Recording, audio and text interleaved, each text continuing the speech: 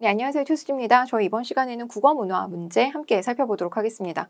국어 문화가 정답률이 꽤 낮거든요. 그래서 이 파트에서 한 문제를 더 맞추느냐 덜 맞추느냐는 굉장히 큰 영향력을 미친다라는 점 여러분들이 생각하시고, 물론 우리가 그래도 가성비가 좋은 지점은 문법 파트와 그 다음에 독해 파트라는 것 여러분들이 아마 아실 겁니다.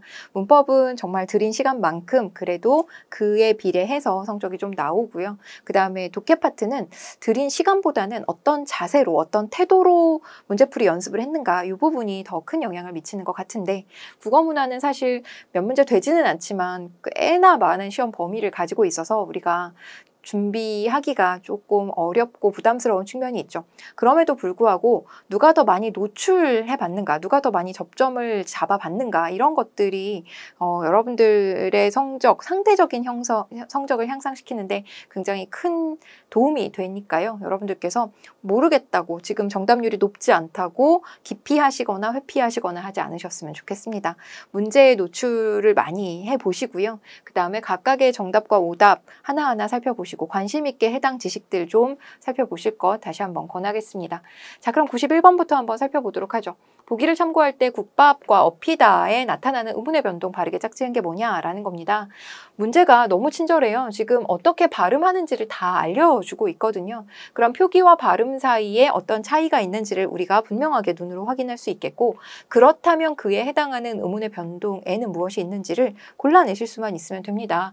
다만 여러분들이 헷갈리는 지점이 있기는 해서 그 부분 알려드리도록 할게요.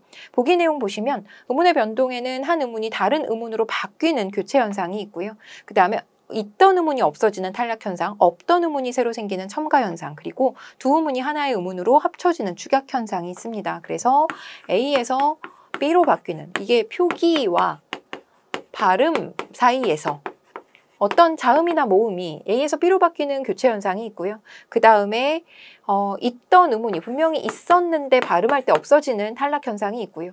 없었는데 어떤 발음이 새로 생겨나게 되는 첨가 현상이 있고요. 아니면 A 더하기 B가 만나서 C가 되는, 그렇죠, 축약 현상도 있는 것이죠. 우리가 이론에서 굉장히 깊이 있게 다루었던 내용인데요. 지금 국밥과 어피다 같은 경우 국밥으로 쓰고 국밥으로 발음되잖아요. 그리고 어피다 같은 경우 어피다로 쓰고 발음할 때는 어피다로 발음이 되더라는 겁니다. 그럼 이 과정에서 어떤 의문의 변화가 일어났는가 보시면 비읍이, 그렇죠, 쌍비읍으로 바뀐 것 확인할 수 있겠고요.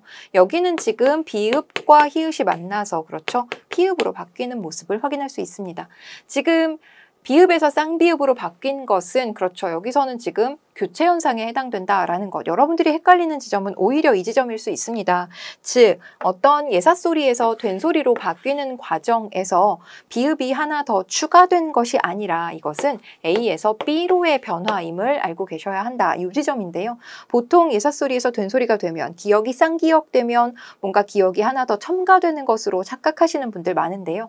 예사소리와 된소리는 서로 다른 것일 뿐 예사소리 플러스 예사소리가 된소리가 아니라는 것, 우리 이론 다루면서 역시 강조해서 배웠던 내용입니다. 따라서 이 변화는 교체 현상에 해당된다는 거 확인하셔야 되겠고, A 더하기 B가 만나서 C 됐으니까 축약 현상이 벌어지고 있다라는 것 역시 확인하실 수 있어야 되겠습니다. 따라서 정답은 5번 되겠습니다. 여러분들이 뭔가 보기를 읽으면서 문제를, 이론을 몰랐어도, 문법적인 내용을 몰랐어도 풀어내실 수 있는 지점인데요. 오히려 발이 걸려 넘어지는 부분은 바로 예사소리와 된소리의 관계, 얘네들은 서로 다른 아이들이지 예사소리에 예사소리가 더해진 형태가 된소리가 아니라는 것 반드시 기억하시기 바랍니다.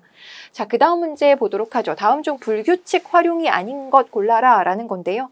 활용이라고 하는 개념을 일단 알고 계시는지 점검하셔야 되겠습니다. 활용이라는 것은 동사나 형용사를 어간과 어미로 나누어서 어미를 변화시키는 짓을 우리가 활용이라고 한다는 거 공부했었죠. 따라서 우리가 이와 같은 동사나 형용사의 경우 특정 지점을 나누어서 뒷부분을 변화시키는 이 활용의 과정에서 어간이 뭔가 변하거나 어미의 일부가 변하거나 뭐 이러한 불규칙 활용을 보게 되는데요. 내놓다 같은 경우 내놓다, 내놓고, 내놓니 이런 식으로 아무리 어미를 바꿔도 아무런 변화가 일어나지 않기 때문에, 즉 어간의 변화가 일어나고 있지 않기 때문에 규칙 활용이라고 볼 수 있을 텐데요. 까마니 또는 그러니, 동그라니, 어떠니와 같이 활용하는 과정에서, 그렇죠, 모두 모두 다 히읗이 탈락하는 모습을 확인할 수 있습니다. 따라서 까맣고 까맣지만 할 때는 살아있던 히읗이 까마니 이러면 탈락하는 불규칙적인 모습을 보이게 되는 것이죠. 나머지 어휘들은 그래서 모두 다 이러한 불규칙 활용이 이루어지는 불규칙 활용 용언에 해당하는 것이고요.